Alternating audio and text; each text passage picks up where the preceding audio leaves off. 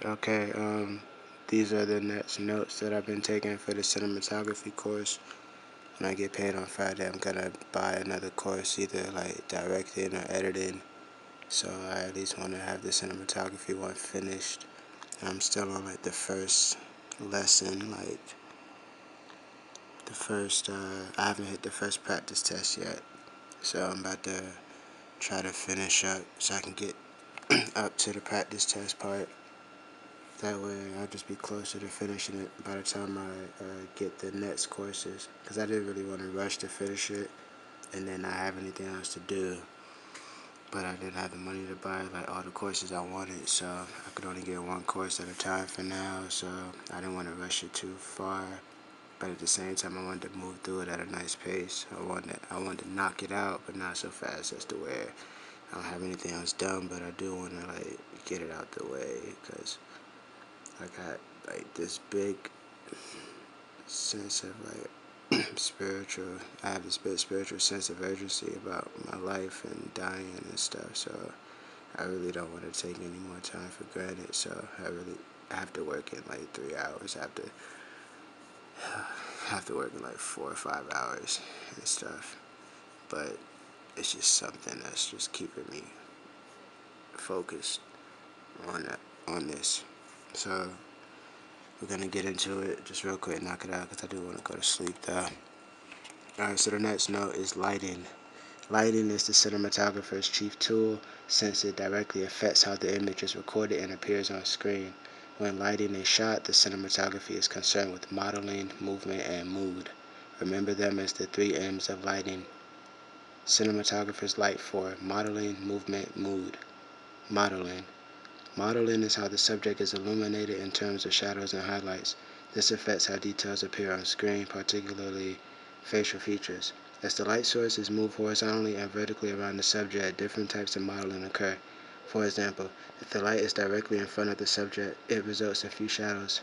If the light comes from the side, it creates prominent shadows.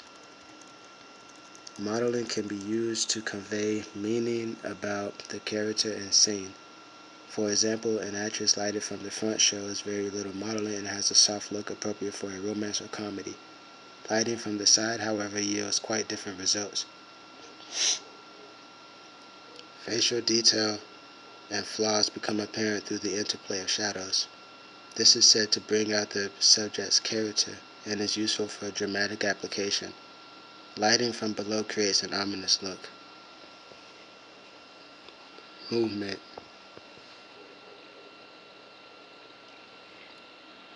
Lighting for movement is different than lighting for modeling in 2 ways.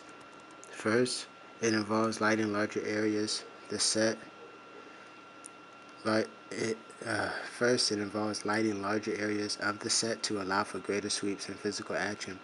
Second, it is concerned with overall mood rather than character and detail. Mood.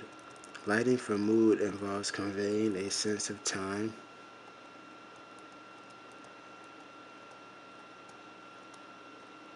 Lighting for mood involves conveying a sense of time, place, and atmosphere. This usually involves small touches that can make a great contribution to the overall look of the scene. There are 3 basic techniques. Accents. Accents illuminate or highlight specific areas of the frame. They are used to draw attention to particular objects and to enhance pictorial composition. Patterns. Patterns are the repetition of light and shadow areas in the frame. An example is the pattern cast by Venetian blinds. Patterns can be still or moving. Car headlights, for example, can form moving patterns as they pass by. Changes. Lighting changes can be used to add immediate atmosphere during a scene. Examples include drapes drawn to emit morning sunlight and a gunfighter shooting out the lights in the saloon. Scene-to-scene changes in the slant, hue, and intensity of light can be used to indicate broader shifts in character, emotion, location, and time. It's also an excellent way to add variety to limited locations. This technique was used in Rear Window, where virtually the whole movie takes place in a studio apartment. Close versus wide shot lighting. How do you know which application to use? As with everything that appears on screen, the physical and dramatic content of the scene dictates the treatment. Generally, you will find by nature close shots are concerned with modeling and detail, And wide shots are concerned with movement and mood. Okay, so close shots are for modeling and detail, wide shots are for movement and mood.